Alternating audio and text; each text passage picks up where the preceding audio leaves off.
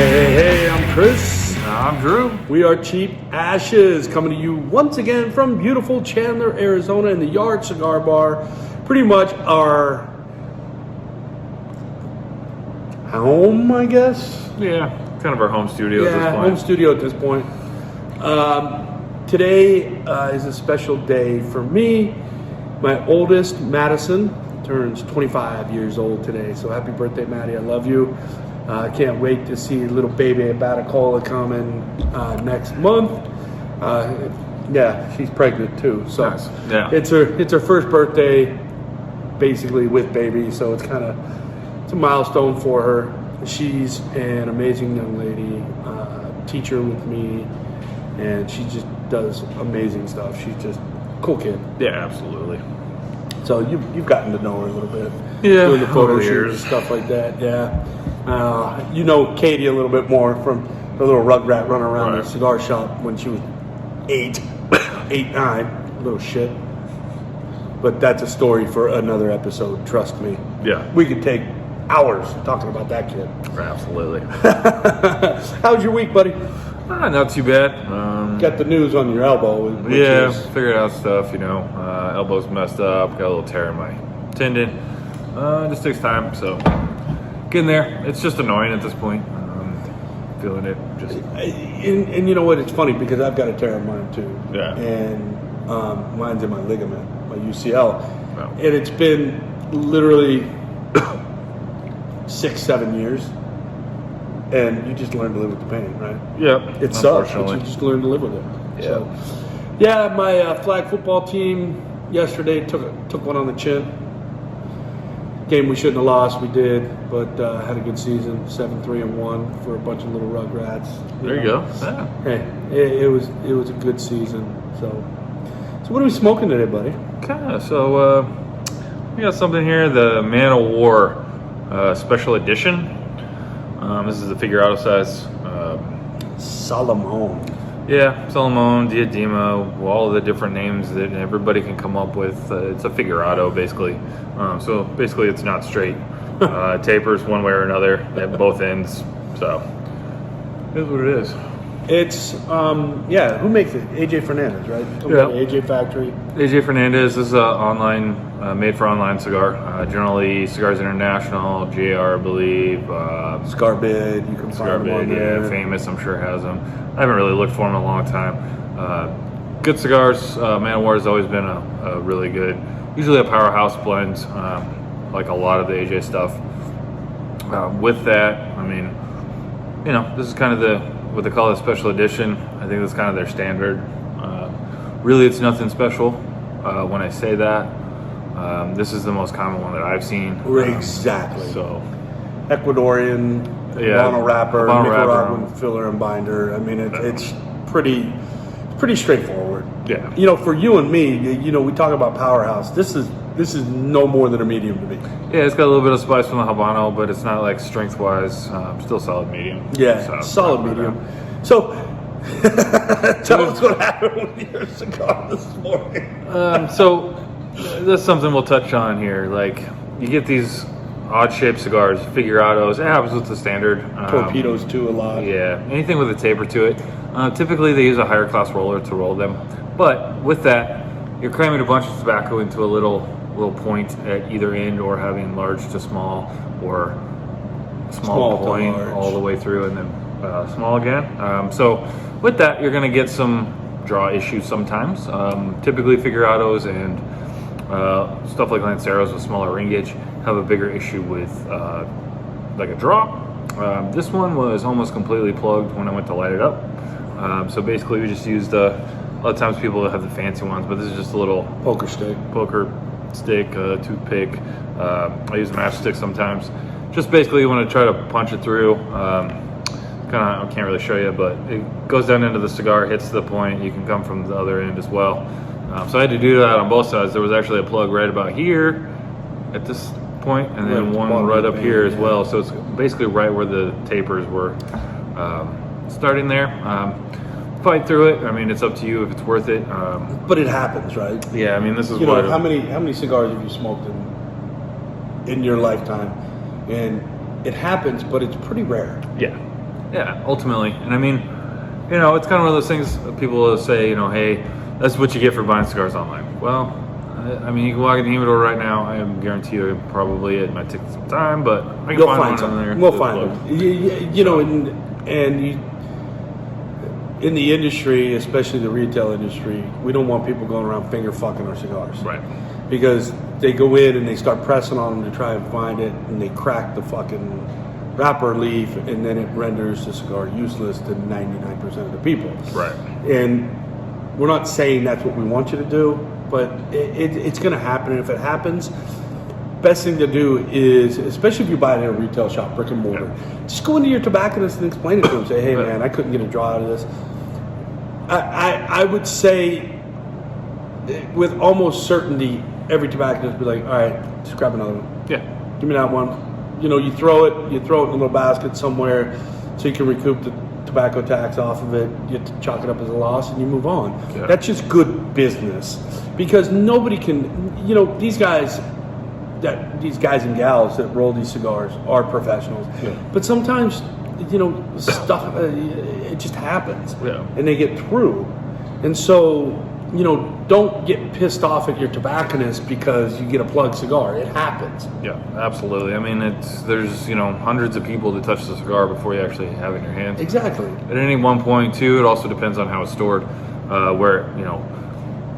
Just because it came perfect out of the factory doesn't mean it's going to stay perfect. Right. As the humidity and temperature fluctuate, it can affect the way that the cigar basically expands, contracts. That could have been at the bottom of the bundle too, and they Yeah. just got compressed, and boom, Yeah. There's a plug. Yeah. It could be a stem in there that just got in the way. Right. There's so many contributing factors, and I've always said this, and I will continue to say this: a cigar is the greatest value of any of your vices that you can have because of what goes in to make this. Yeah. And to get an imperfect cigar, 1 out of 100, I'll take it. Yeah. I mean, Cuban cigars typically 3 to 4 out of a box at least. That's a minimum. A lot of times it's like half the box. Mm-hmm. They're like almost unsmokable, or they're so unpleasant that you get like a quarter way in the cigar and you're just like, screw it, I'm tired of fighting it. Your cheeks hurt from trying to pull on it. You're coughing, you're doing all kinds of stuff, and you're just like, man, this is not enjoyable. And it's easier just to throw it away and get another one. And if you're spending $20 on a cigar, it's kind of like, well, that sucks. But at the same time, that's why I'm a firm believer that right now Nicaragua is putting out the best cigars in the world. Yeah, hands down. Yeah. Hands down, the best tobacco, best rollers, best factories. Mm-hmm. And that's, again, my humble opinion. Yeah. But I think a lot of people will agree with me. Honduras and Nicaraguan tobaccos right now are some of the most flavorful. Yeah. You've got a lot of people blending them. Now, with that being said, Casa Cuevas coming out of Dominicans doing great shit. All those older factories that are down. And I'm not saying that, those companies aren't great. But overall, when you look at this wide spectrum of what's going on in the cigar world today, Nicaragua is it right now. Yeah, and I mean, they're definitely, the hottest as far as like overall top, I would say. I mean, we could spend a whole episode talking about that, and it's just kind of one of those things. Really the thing to address is just if you're getting the unique shapes, just know they're going to be. Know that there's a higher chance that it's not going to work, and if it does, like I said, I fought through this one. It's kind of smoking. I'd say it's 50% better than it was, but still not getting the draw. It's not perfect. I mean, my draw. And here's the crazy thing: came out of the same bundle. Yeah, my draw's perfect. Yeah, I had one yesterday. It was perfect. It happens. Yeah. Don't get upset about it. Just say fuck it and get another one. Yeah, that's what we do. Right. Yeah. Ultimately.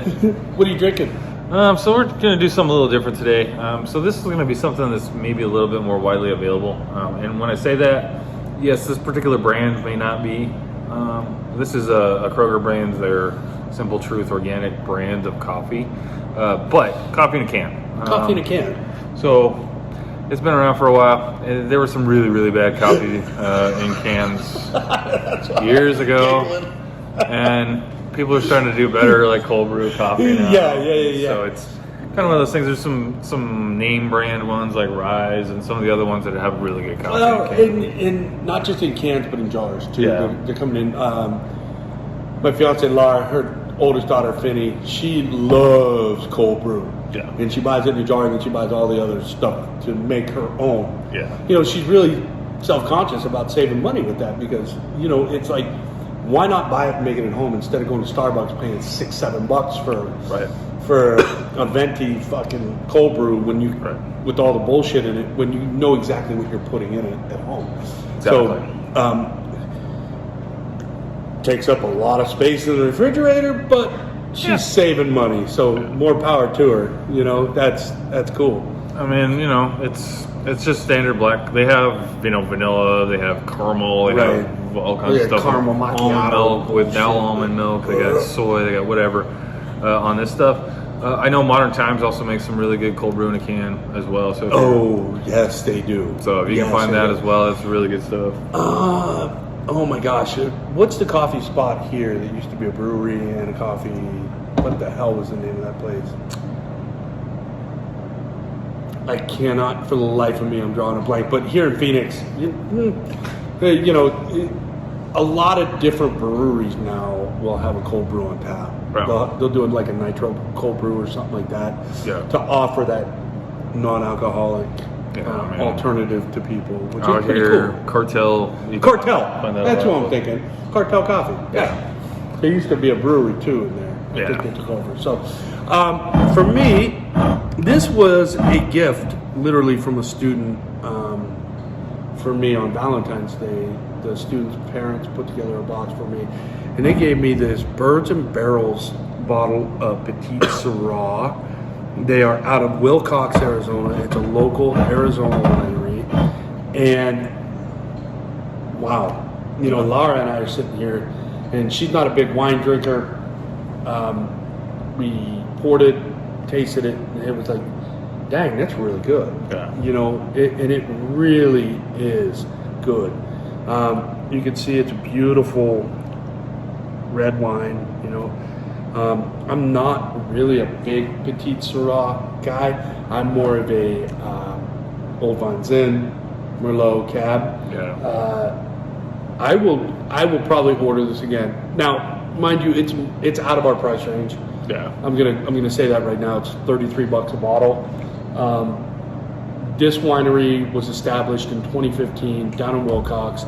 We're starting to see Arizona wines really kind of pick up some steam with how good they are right now. You know, they really look good. They taste good. They're starting to get some legs in the national world of wineries, and so it's really pretty cool to see them start to take off. I'm impressed with this. We did a little research on their winery.